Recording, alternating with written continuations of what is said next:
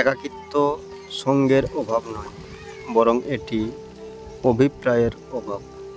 আমি হাহাকারের রাত, আমি ভোরের বাতাস, আমি আশার ধ্বনি, আমি হতাশার কণ্ঠস্বর।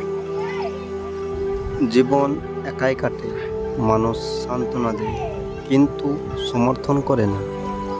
ভেতরে অনেক কিছু ধ্বংস করে দেয়, তবু চোখ থেকে অশ্রু ঝরে না।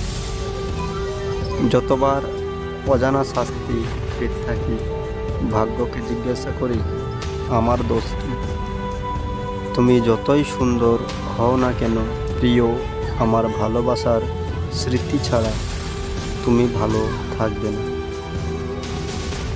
একটা সময় ছিল যখন কথা শেষ হতো না, আজ সব শেষ কিন্তু কথা হয় না। সবচেয়ে খারাপ একাকিত্ব হলো নিজেকে ভালো না লাগা।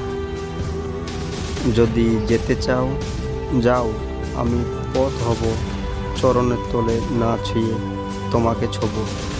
ফেরাবো না, পড়াবো বই হিমেল অনলে।